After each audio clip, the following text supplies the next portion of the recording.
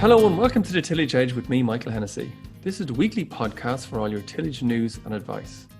In this episode, I chat to Jimmy Staples, the project manager of the Enable Conservation Tillage project in Teagasc, about grass weed control in crops this autumn. But first I spoke to Martin Bourke, a Teagasc advisor in Wicklow, to get his views on weed control in his area. I first asked Martin, should farmers consider pre-emerge herbicide as an option this year? Well, look, Michael, certainly look at recently the weather and the ground conditions have been proving very tempting for guys to sow very early this autumn, and especially guys with bigger acreages. However, I suppose with the earlier sowing, we're going to encounter probably higher weed pressure. So growers need to plan their weed control strategy very carefully. Just maybe to define what we mean by pre-emergence then.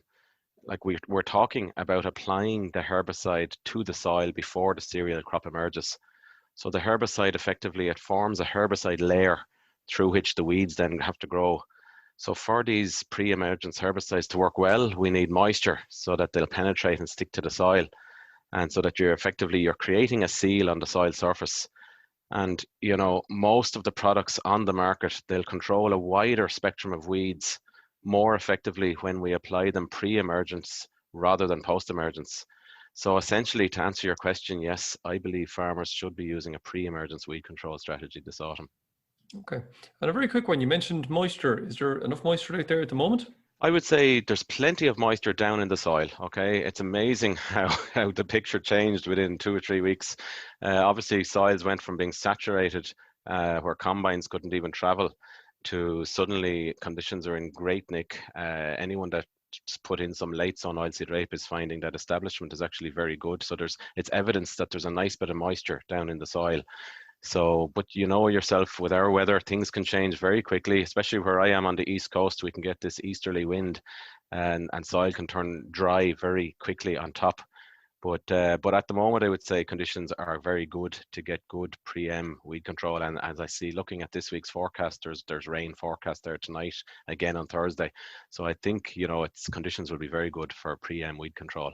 Okay, so we might just, in terms of the pre-emerge, we might just maybe focus a little bit on the broad-leaved weeds control for the moment. So in your area, Martin, around kind of Wicklow, North Wexford kind of direction, what are the main broadleaf weed problems that you're finding are the ones that you're trying to control? Well, look, I suppose in my area, we have more or less the same broadleaved weeds in general as other parts of the country. But there are then some specific broadleaf weeds that tend to occur in Wexford, North Wexford, Wicklow, and especially around Avoca in Wicklow, and that's namely corn marigold. We also then have, just like other parts of the country, we have a growing population of sulfonylurea resistant chickweed. So I suppose the best strategy to tackle these weeds is is to use one of the pre-emergence products that are currently on the market, because if you do have to go post-emergence due to maybe the weather or time pressures and you're still sowing and you don't get a chance to get the pre-em on, I would suggest you'd go early post-emergence, okay? Because if not, you'll get a drop-off in performance on some of these broadleaf weeds. And what we don't want to see is we don't want growers deliberately taking the decision to wait and put nothing on pre-em or early post-emerge, and it's a deliberate decision to wait till late autumn or spring to apply a post-emergence type product only with little or no soil residual activity, because that's a recipe for disaster. It could impact very negatively on the buildup of sulfonylurea resistant weeds becoming a bigger problem into the future. So getting back to the corn marigold, the local issue, I suppose, quite a number of my growers would use a pendimethalin based autumn herbicide pre-em. It's a good option. Okay, I was going to ask you about that, because there's a lot of herbicide choice out there. There's a lot of herbicide, I suppose, different product names, never mind a lot of different active ingredients, and you mentioned pendimethalin being one of them. Do you have in your region 2 or 3 kind of go-to kind of mixes that, in terms of pre-emerge, that you go for? Yeah, as I say, yeah, you've mentioned there is quite, I suppose there's I think I counted nearly 27 or 28 different products that are available to buy this autumn that are pre-em or early post-em type products, but they all revolve around 5 active ingredients really. So the first one, as I mentioned there, was pendimethalin, PDM. The other one would be flufenicet, which is in Firebird. We have prosulfucarb, which is in Defy. We have chlorotoluron, which is in Tower, and then we have diflufenicin, which has been around a long time.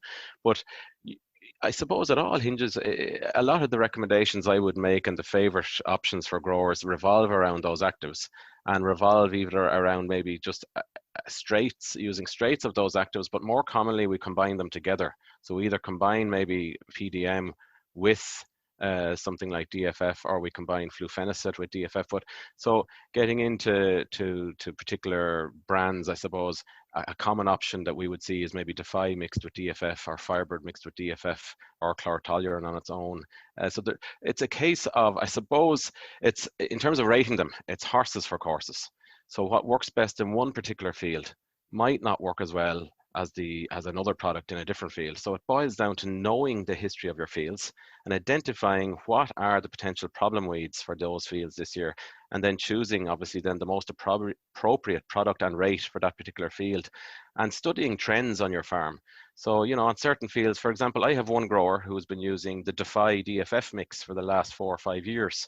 But with that mix, he has noticed a gradual buildup of mayweed, for example, on his fields. So this autumn, he has decided to switch back to a Firebird DFF mix, because Firebird, when you study the weed spectrum on the susceptibility charts, is a better product for mayweed. So it's about just having a strategy and studying history and you know, coming up with an overall approach then for each autumn, rather than just this blanket approach to the whole farm. I think growers do need to have customized options for certain fields, and I'm sure maybe Jimmy might refer to this later when we get into the whole area of discussion on grassweed challenges. I think that's an excellent point, Martin, just in terms of rotating the actives that you're using on your farm is very important. And when we think about that, there are obviously a number of weeds, or maybe there's not, but there potentially are a number of weeds that could escape from a pre-emerge that you put on. How do you tend to try and control those afterwards? Yeah, because look, I don't think now it's possible. It's probably very rare now that you don't have to come back to do we'll call it a tidy up in the spring from the initial autumn herbicide. And you know, if you have done a good pre-em or early post-em job, you shouldn't have to go back till the spring anyway, sometime in February or early March. But there's always one or two that tend to escape. Okay, so the products that are on offer there, you know, for example, volunteer beans could be something you're after, and a product like Zypar will do an excellent job tidying up volunteer beans and some of the other broadleaf weeds such as cleavers, poppies. If it's a crop of wheat, Broadway Star is a very useful product. You know, it'll actually tackle one of these, I call them dirty broadleaf weeds like groundsel. So not necessarily a competitive weed, but farmers don't like to see it, and it's becoming more and more of an issue where you see it in crops emerging in spring.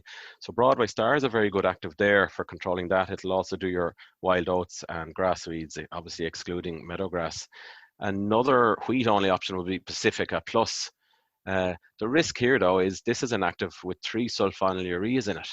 So we have to be very, very careful. It follows an autumn-based herbicide, such as one of the 5 actives I mentioned earlier in the pre-em or early post-em option.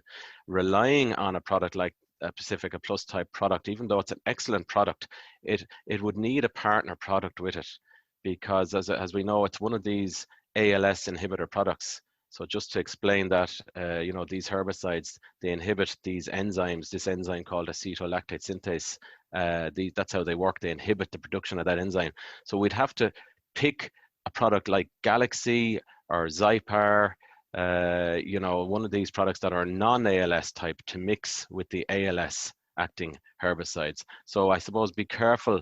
We don't want to rely on ALS type chemistry only in the spring, and it would be a recipe for disaster if growers were relying on these ALS inhibitors such as Pacifica Plus if they didn't have an autumn herbicide in there, you know. So it's being clever. You have to, yeah, box clever.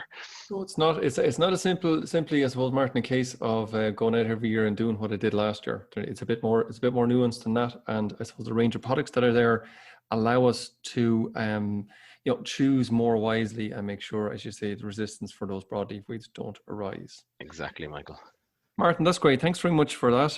Lots of good advice there on broadleaf weed control. And now I want to go across to Jimmy Staples to talk about grass weed control. So Jimmy, we heard a good bit about Martin talking about the broadleaf weeds, but I just want to switch a little bit towards the grass weeds, of which are an issue out on farms as well. What are the main grass weeds that farmers should be most concerned about? Blackgrass and polysteryl brome would be the main autumn germinating grass weeds that you would be concerned with, but you'd also have, ryegrass and annual meadowgrass can cause problems at this time of the year as well.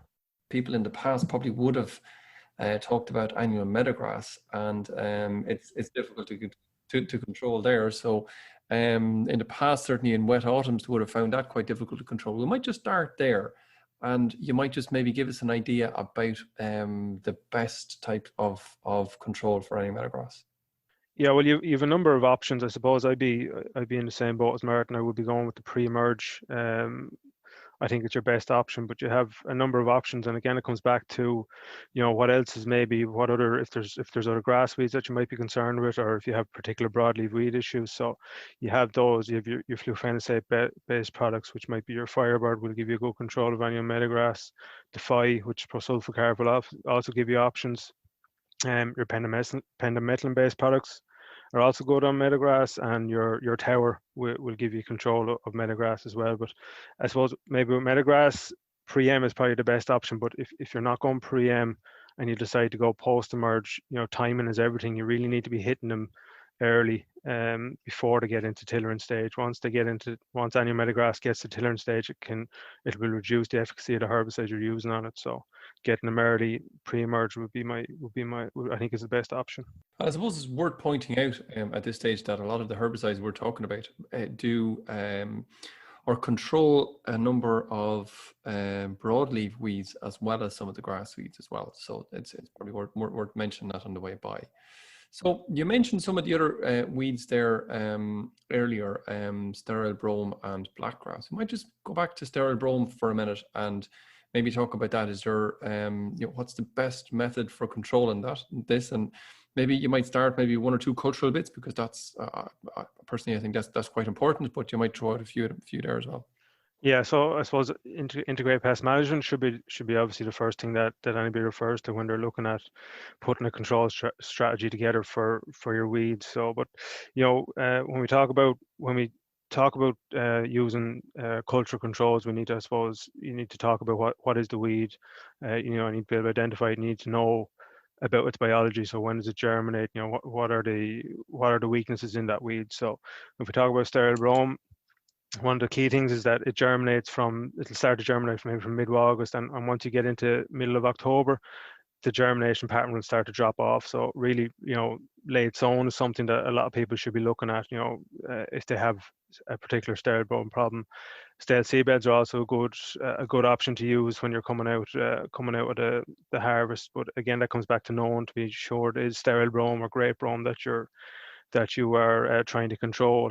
So if you're looking at sterile brome, you need to get in and till as soon as possible after the straw is cleared, because if you leave it on the surface, it'll tend to go dormant. So it needs to be moved into the soil profile so that it'll germinate.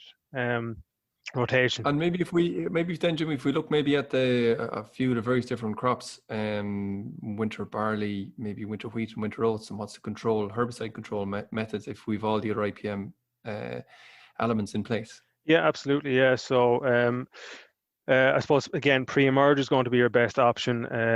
Flufenicate is going to be probably the main active that you're going to use when you're looking at sterile brome control. So using the likes of Firebird or some of those other generics, use them where possible, and where farmers are confident that they're happy to do it. I would tend to go with a higher rate, looking at maybe 240 grams of flufenicate for brome control, especially where you have a high population. It can be hard on crops, so you sort of leave that up to the farmer and to the agronomist to make that call. Well, sorry, Jimmy, just to clarify, 240 grams of active ingredient flufenicate per hectare? Yeah, apologies. So in terms of wheat then, where do you think sterile brome is, or how do you best control sterile brome in wheat? Yeah, again, in a winter wheat, I would go with probably a flufenicide and a PDM mix pre-emerge. And then you have the option. Then you can go autumn post-emerge, depending on the level of brome that's there. You can use Firebird again, or you might use Flex in the autumn. And I suppose the great thing with winter wheat is you also have the spring herbicide options as well, whether it be Pacifica Plus or Broadway Star. So will it generally take in wheat a number of goes at it, or should one herbicide application be sufficient? No, I would, in my experience, looking at the focus farms and the ECT project, what we've seen last year, where we had very good, where we actually got on some pre-emerge, a good rate of, we actually used Vigon pre-emerge and winter wheat in 2019, and we did some counts and we watched it all through the season. It looked like we got very good control, but when we went back out to do our counts in the springtime, we found that we had missed that brome had started to emerge in the springtime as well. So I would say you want to get out and walk your crop, and so you know what's actually going on. But in my experience, you're probably going to need to follow up in the springtime, especially where you have high populations. And brome and oats, do they go together? Brome and oats, yeah, oats is quite a good competitor, but I wouldn't mind oats where you're coming out of winter wheat or something like that, where you've been able to control it in the previous crop. But what I wouldn't like to see is where you might have winter barley followed by winter oats. You have 2 years where you have limited control of brome. And I think that can cause problems in the following crop afterwards. Jimmy, we might just finish off on this and finish off on I suppose maybe have a quick chat about the dreaded blackgrass, of which is now becoming more and more of a problem around the country. And it's, I suppose, in most counties and maybe especially in the northeast at the moment. What would be, or people would probably ask us, what's the best herbicide plan to control my blackgrass? Yeah, I think it's it's the wrong question to be asked, and you really need to be looking at your integrated pest management and using all those culture control options that you have, because unfortunately, as we know, blackgrass tends to be resistant either to most of the herbicides that are out there. Without actually having a herbicide resistant test done on the population of blackgrass that you have on your farm, you couldn't really prescribe a herbicide plan and be sure it's going to work. So I would err on the side of caution when it comes to herbicide for control of blackgrass, and look at all your integrated pest management tools. So Jimmy, just on the blackgrass, to reduce the population, or to make sure that there isn't a spread of seed from a given crop, what level of control should we expect? And in the same breath, for the herbicides that we have here in Ireland, what level of control would we expect from the existing herbicides we have against blackgrass?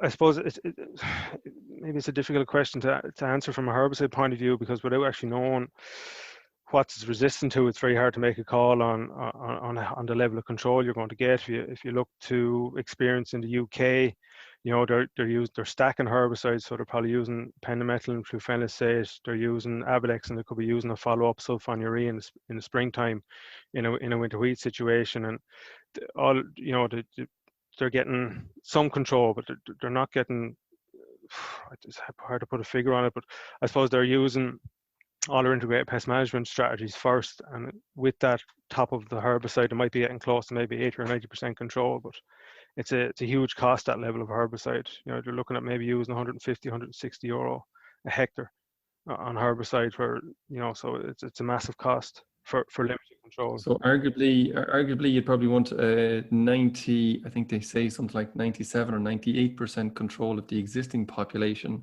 so that the seeds being returned are less than what was there in the first place. So what you're telling me is the control that you would typically see from herbicides with blackgrass is probably 80% or way less if you have resistance. Yeah, absolutely. And you need 97 to 98% control year on year. It's not a simple 1 year as getting control in 1 year. You need that year on year for a number of years, like preventing seed return. So crop destruct or Rogan it'd be, because you can get 100% control with those options. They're the only guaranteed options you have really for reducing your populations. So Jimmy, are we back then to saying to growers who potentially have a confirmed blackgrass populations in their fields that look, it's a bit of a fool's game if you think you're going to control them with herbicides? The level of control is not good enough.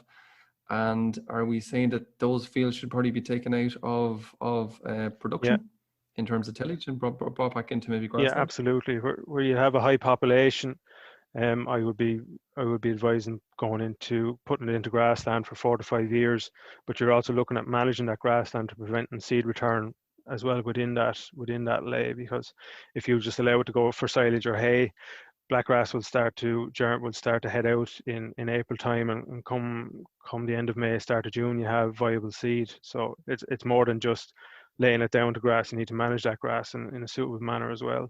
Okay, Jimmy, thank you very much. There's a whole heap of different management strategies depending on the grass weed that you have, but growers want to be relatively knowledgeable, not just about the weeds that they have in the field, but also about the strategies that you need to put in place to make sure they're controlled or not be controlled, as we were discussing there about blackgrass.